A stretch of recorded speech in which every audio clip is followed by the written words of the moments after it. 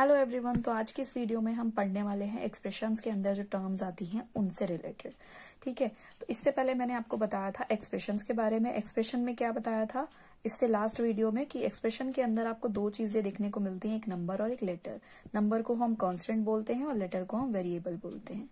उसके बाद मैंने टर्म के बारे में बताया था एक एक्सप्रेशन के थ्रू कि इसमें टर्म क्या होती हैं। ठीक है, तो उन्हीं टर्म से रिलेटेड यहाँ पर थोड़ा सा ब्रीफ में हम पढ़ रहे हैं और अच्छे से। तो आइए समझते हैं। तो टर्म्स क्या होती है एक्सप्रेशन की? It is a single mathematical expression. Single mathematical expression का क्या मतलब है? आपने वहां पर एग्जांपल देखा था 12x प्लस 5y प्लस 8, और ऐसे करके हमने इसमें 3 टर्म निकाली थी। ये सिंगल काउंट किया था, ये सिंगल काउंट किया था और ये भी सिंगल काउंट किया था। तो इस सिंगल मैथमेटिकल एक्सप्रेशन का मतलब यही है कि जो ये एक्सप्रेशन है, ये एक मैथमेटिकल सिंगल एक्सप्रेशन हमने काउंट किया एज अ टर्म। इसको भी हमने सिंगल जो है वो टर्म यहाँ पर हुई और ये भी एक टर्म हुई। तो यहाँ पर और बातें अब आगे इससे पढ़ते हैं कि इससे रिलेटेड और क्या चीजें हो सकती हैं, कि ये टर्म्स क्या क्या हो सकती हैं। इसमें क्या है, एक सिंगल नंबर हो सकता है। एक सिंगल नंबर अगर आपके एक्सप्रेशन में लिखा हुआ है तो वो भी एक टर्म होगा।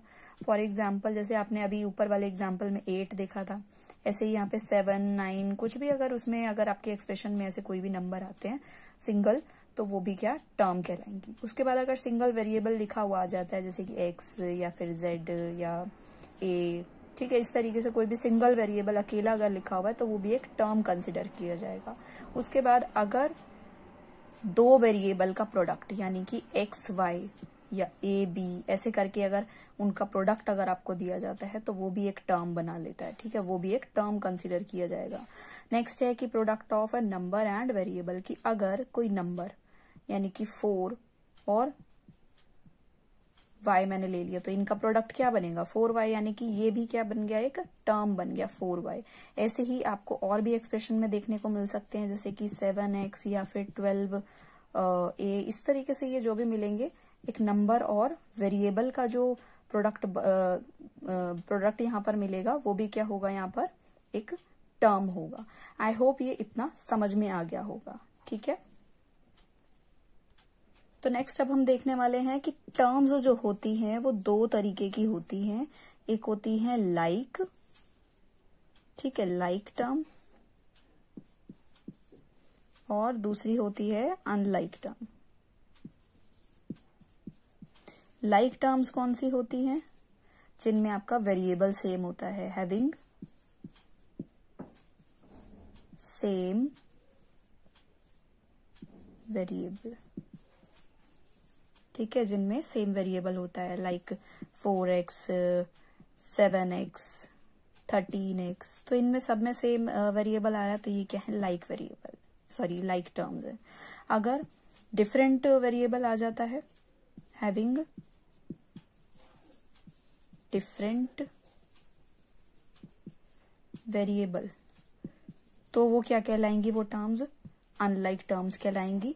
फॉर एग्जाम्पल 4x 7y और 13a, इस तरीके से सब में अलग अलग आ रहा है, तो ये क्या होंगी, अनलाइक टर्म्स होंगी। ठीक है, अब नेक्स्ट हम देखेंगे कि इन्हीं टर्म्स के कुछ फैक्टर्स निकल कर आते हैं, उन फैक्टर्स के बारे में देखेंगे। तो दोनों टर्म्स तो आपको समझ में आ गई होंगी, लाइक टर्म और अनलाइक टर्म। लाइक टर्म कौन सी होगी, जिनमें सेम वेरिएबल होगा उन टर्म्स के साथ, और अगर डिफरेंट वेरिएबल होगा तो वो अनलाइक टर्म होगी। उसके बाद इन टर्म्स के फैक्टर्स होते हैं। अब आपको पता है फैक्टर किन के होते हैं, जो कोई प्रोडक्ट होता है उन्हीं में आप फैक्टर निकाल सकते हो उस प्रोडक्ट के। सेम आप अभी तो ये अलजेब्रा का चैप्टर है, लेकिन इससे पहले आप फैक्टर एंड मल्टीपल वाला चैप्टर एक पढ़ चुके हो, जिसमें अगर आपको 14 दिया, 14 के अगर आपको फैक्टर बनाने होते हैं तो आप 2 into 7 करके, यानी कि 2 एक फैक्टर हो गया और 7 एक फैक्टर हो गया, ये 2 फैक्टर आप इसके बता देते हो। तो कुछ इसी तरीके से यहाँ पर टर्म्स के भी फैक्टर आपको निकालने होते हैं, वो क्या कहलाते हैं, फैक्टर्स ऑफ टर्म। ठीक है, वो फैक्टर्स ऑफ टर्म कहलाते हैं। यहाँ पर एग्जाम्पल देखते हैं, जैसे हम 4x, जैसे हमने कई बार एग्जाम्पल भी लिया है, तो इसी को अब हम देखते हैं कि इसमें 4x ये एक प्रोडक्ट है, लेकिन ये किसका प्रोडक्ट है, इसमें क्या क्या मल्टीप्लाई किया गया होगा। आपको दिख रहा है इसमें एक तो 4 और दूसरा x, तो ये दो फैक्टर हो गए इसके, तो एक 4 इसका फैक्टर हो गया और एक x, तो यहाँ पर 2 इसके फैक्टर हो गए, तो ये फैक्टर ऑफ द टर्म हो गए। ठीक है, नेक्स्ट एक और एग्जाम्पल लेकर देखते हैं, जैसे 12 एक्स स्क्वायर। तो इसके क्या क्या फैक्टर हो गए, 12 और एक हो गया x और एक और x, क्योंकि 2x है ना, x square, x to the power square, x to the power 2।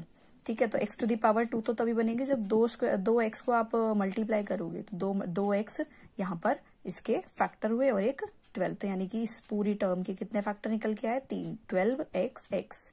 ठीक है, ऐसे ही एक और लेकर बता देती हूँ, जैसे 3x y और z। तो इसमें कितने फैक्टर निकलेंगे, इसमें निकलेंगे एक है 3, एक x, एक y और एक z।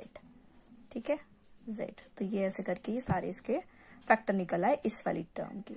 आई होप ये फैक्टर ऑफ टर्म्स भी आपको समझ में आ गया होगा। तो आज की वीडियो में हमने क्या क्या किया है, आज की वीडियो में हमने देखा टर्म्स को ब्रीफली, हमने समझा कि टर्म्स क्या होती हैं। टर्म्स एक मैथमेटिकल सिंगल एक्सप्रेशन होता है जो कि आपका सिंगल एक वेरिएबल भी हो सकता है और सिंगल एक नंबर भी हो सकता है, या फिर 2 या 2 से ज्यादा जो वेरिएबल होते हैं उनका प्रोडक्ट भी हो सकता है, और किसी नंबर और वेरिएबल का भी प्रोडक्ट हो सकता है। उसके बाद आपने देखा कि टर्म्स जो होती है वो तो 2 तरीके की होती है, एक लाइक टर्म और एक अनलाइक टर्म। लाइक टर्म में क्या होता है कि अगर आपका किन्हीं टर्म्स में आपका सेम वेरिएबल दिया हुआ है, ठीक है, तो वो कैसी टर्म कहलाएंगी, लाइक टर्म्स कहलाएंगी, और अगर उनमें डिफरेंट वेरिएबल आया है तो वो अनलाइक टर्म्स कहलाएंगी। उसके बाद आपने देखा फैक्टर ऑफ टर्म। तो फैक्टर ऑफ टर्म में आपने देखा कि जो भी आपकी ये टर्म आती है वो किसी ना किसी का अगर प्रोडक्ट होती है तो उनके फैक्टर भी होंगे। तो फैक्टर आपने देखा कि आप कैसे उसमें फैक्टर निकाल लेते हो। आई होप ये सब कुछ समझ में आ गया होगा। तो मिलते हैं नेक्स्ट वीडियो में। नेक्स्ट वीडियो में हम करेंगे कोफिशिएंट। तो तब तक के लिए take care and bye bye.